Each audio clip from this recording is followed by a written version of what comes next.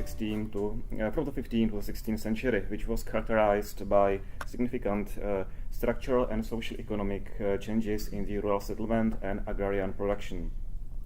The period of long 16th century was strongly reflected in the new land use practice and emerged in a new system of estate management that led to the shaping of the typical post-medieval and early modern rural landscape, with whose upstanding remains we encounter until today.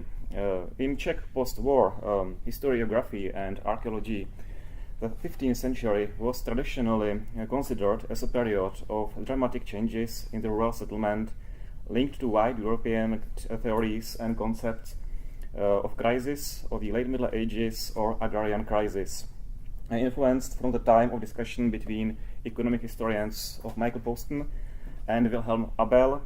These issues were adopted since the 1950s by Czech agrarian historians as well.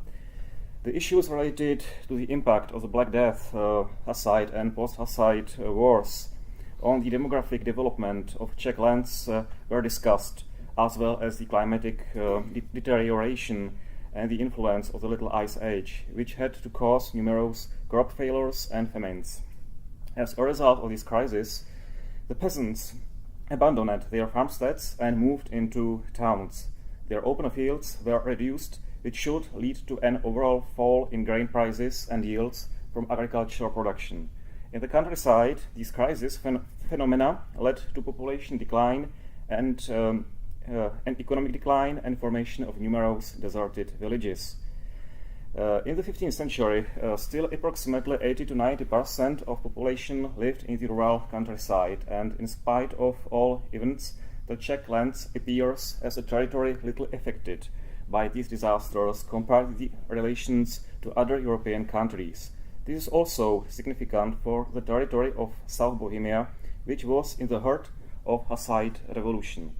The agrarian crisis should mainly be reflected in the long-term decline in grain prices, which we do not particularly register in South Bohemia, and on the contrary, is an evidence about the export of grain abroad in the second half of the 15th century. If we look at the graph showing the number of deserted villages after 50 years, it's obvious that abandonment of most villages lay between 14 to 1600. The main question of my research is why a large number of the villages deserted during the 16th century in South Bohemia. What happened with the rural milieu and what changes occurred? How agriculture, land use, and perception of the landscape have changed.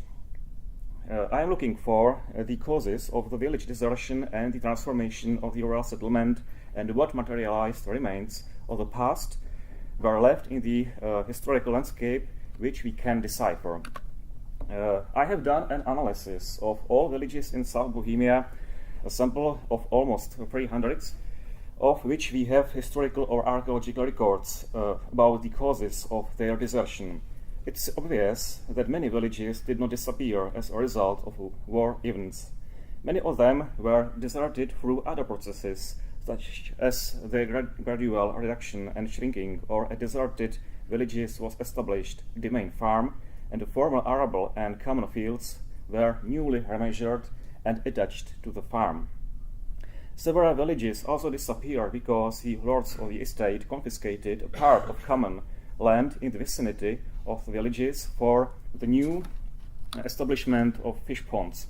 Several villages were abolished due to the deer parks enclosures, and the former arable land was afforested. For the 15th to 16th century, we have a number of written sources, such as land books, manorial extents, land and duties registers of the estates, where we can see a certain changes. Valuable sources are primarily the land registers of peasant tenancies from the end of the late Middle Ages and at the beginning of the early modern age. One of them is the land register of Hluboká domain, which belonged to the Bernstein family. In the land register from the 1490 the land register from 1490 was written after the period of the Hussite and post-Hussite wars and listed all villages with peasant tenancies on the estate, including the size of arable land, common fields, the amount of peasant fixed paid rents in silver coins, in labor service, in kind or sharing of the harvest.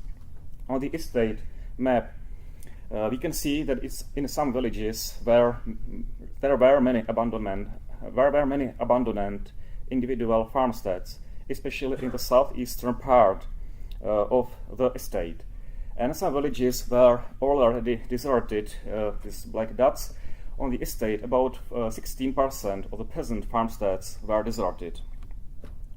Quantified records from the late Middle Ages can be referred as a secondary statistical sources, and therefore a statistical analysis of land registers data was made using principal component analysis to find out what structures could have affected the vulnerability of the villages on farmstead desertion, whether they were exposed, for example, economic pressure from the landlords in the sense of higher peasant paid rents, labor service, or other customary obligations.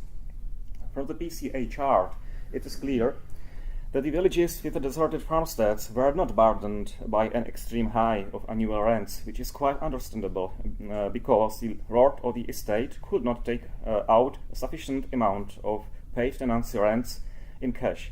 The annual paid labor service in villages were also very low. Other forms of rent were exempted, rent in beer, which depends on production of grain, especially wheat. Interesting is that the fertility of the soil expressed through the fertility classes did not affect the village desertion. These classes assessed on the arable potential of land yields from a sown grain were acquired through retrogressive analysis from the 18th century cadastre. The lowland area in the heart of the estate around the manor of Hluboká was quite favorable, considering the possibilities of agrarian production and yields, unlike another territory of the estate where the villages were located in higher altitudes and climatically less suitable areas for agriculture. On the contrary, in the villages where were mentioned deserted farmsteads, the sale of hay from meadows were significant, which is an evidence that the arable fields were transformed into meadows or pastures. Villages with deserted farmsteads paid rents in kinds in the form of dairy products, which is a confirmation of livestock husbandry and the transition from agriculture to grazing.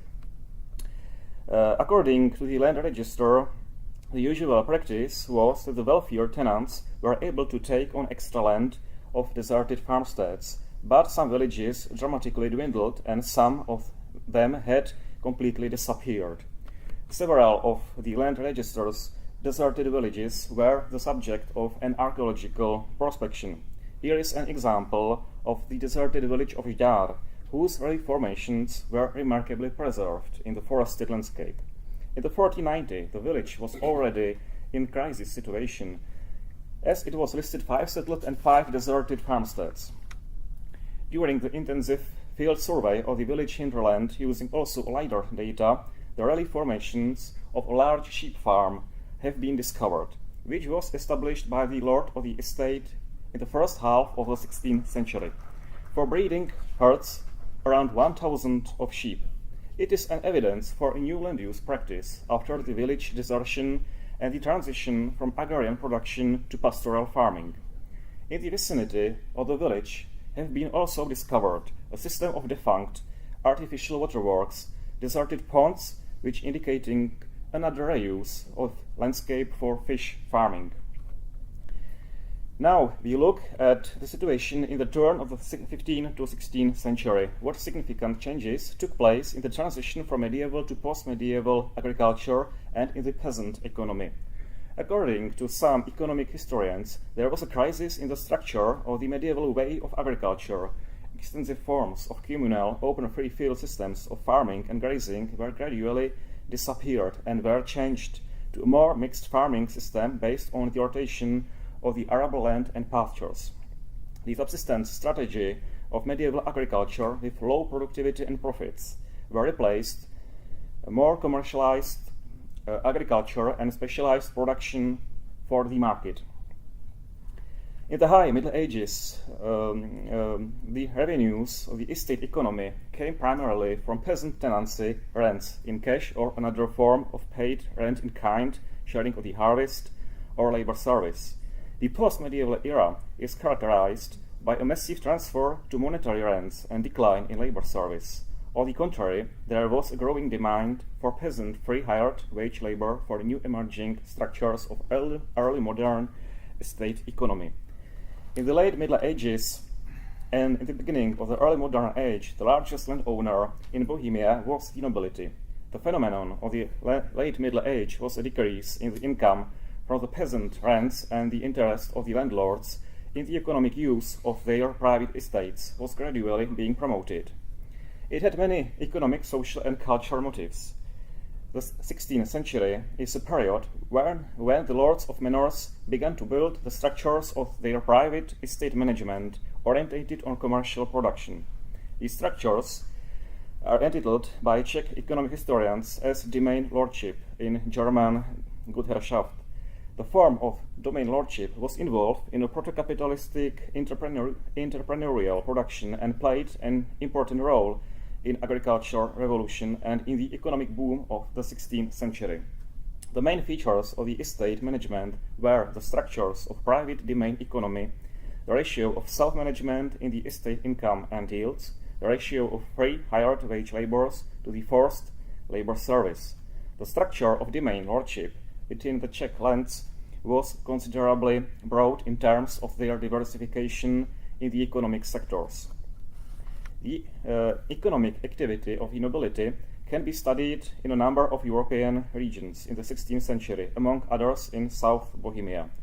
At the beginning of the 16th century, the most important aristocratic families and landowners concentrated their former fragmented and scattered tenures and manors and created territorially compact noble estates with the structures of its private estate management. The main sector of the estate management were proto-industrial production, beer production, non-agricultural production, fish farming and forestry, and productive farms specialized on crop and livestock production. The extent of the estate management was varied, and the share of income and yields from each estate economy in large estates in South Bohemia achieved at the end of the 16th century almost 80 to 90% of the gross income. Here is a diagram called the economic flow that highlights the circulation or distribution of agricultural goods and service between owners, producers, and consumers on the estates. The peasants lived in estate villages, local towns, and estate management structures were economically tightly tied to the internal market. An important commodity was mainly the crop produced by peasants for their subsistence, but in the 16th century the peasants had already enough free surplus to sell crop for the local market and to obtain a cash income, which they can use to commute labor service in money rents.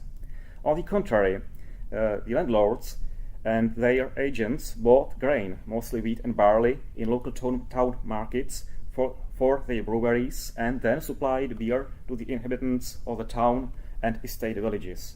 At the end of the 16th century, there was a peculiar symbiosis between economic activity of the landlord and his peasants with other social groups who participated in the production and sale of corn and livestock products for the market. At the end of the 16th century, the domain lordship reached a peak of its economic boom. Here is a map of the Rosenberg dominion. The lords of Rosenberg belonged to the largest landowners in South Bohemia in the 16th century. They are able to the structures of the estate management at the end of the 16th century: domain farms, sheep farms, breweries, mills, fish ponds, deer parks. Most of them were founded in the close vicinity of the vanished post-medieval villages. A slightly smaller dominion was the estate Hluboká, which belonged at the end of the 16th century to the lord of Hradec. Also, the sources of the income of their estate management were domain farms, fish ponds, and breweries. The graph below shows the gross income from the main sectors of estate management, where fish farming and beer production had a leading position in the revenues of the estate. The individual structures of systematically developed estate management shaped the formation of early modern Renaissance landscape in the 16th century. With its materialized remains we can encounter until today, or we can study them on historical mapping. Here is a cutout from the large historical map of the Hluboká estate from the first half of the 18th century, which although depicts the character of cultivated and designated Baroque landscape, but with components and structures that were created in the former 16th century. In the landscape, we can meet with buildings of the individual economic units, domain farms, the large four-sided closed farms with economic and administrative stone-walled buildings on a typical cadastre consisting of fields, pastures, meadows, gardens, the area of forest. Their foundation changed the cadastre of the neighboring existing village and the different arrangement of fields. Here is an example of cadastre of estate village Zvíkov, subdivided into strips of open fields and domain farms, which was established in the 16th century with combined arable land and grassland. In the rural countryside, we encounter with sheep farms of long stone-walled buildings, usually on the edge of a settlement in open pastoral landscape, which served the breeding of hundreds of thousands of sheep, especially for the wool production for new emerging textile industry. A number of sheep farms, later reused and rebuilt in the modern period, often completely disappeared from the today's landscape. Here is a completely unique example of already mentioned sheep farm at the deserted village Žďár, whose relief formations were archaeologically identified. The shape of the 16th century landscape has significantly changed the foundation of the fish ponds that characterize the typical South Bohemian landscape until today. The fish ponds were established in a territory that was not very agriculturally appropriate, waterlogged, like the regions of Chlumec, Hluboká, Nová Bystrica, and especially on Třeboň estate. The foundation of the fish ponds were flooded large area. For example, up to 3,000 acres of arable land was flooded in the vicinity of town Třeboň. Another important landscape forming element which originates in the 16th century is the phenomenon of hunting deer parks and as places to spend leisure time of nobility. The deer parks were gradually established around the seat of nobility, and the oldest ones were in the form of small rabbit warrens and pheasantries, and then later in extensive deer parks for breeding and hunting of game were being developed. The establishment of the deer parks, large areas were occupied and enclosed that belonged to the former often intensively agriculturally exploited landscape. For example, for the establishment of the deer park at the residence of Kratochvíle in the second half of the 16th century, 7 villages with their hinterland were deserted. Here is a map showing the largest hunting deer parks in South Bohemia, founded in the 16th century, and another map depicts the territory of deer park near the residence of Kratochvíle with deserted villages and newly established farms. The nobility invested a substantial income and fields in their aristocratic courts, self-presentation and spectacular consumption that emerged the property and wealth. Through the income and yields of the estate economy, the nobility built their country mansions in the rural landscape, manor houses, residences, and chateaux, influenced by Italian Renaissance culture and style and surrounded by gardens, parks, orchards, alleys, water reservoirs, and other aesthetic features in the landscape. The most impressive is the Rosenberg residence of Kratochvíle in the form of 2-story villa built in the 80s of the 16th century on the site of the former domain farm by famous Italian architect Baldassare Maggi of Arogna.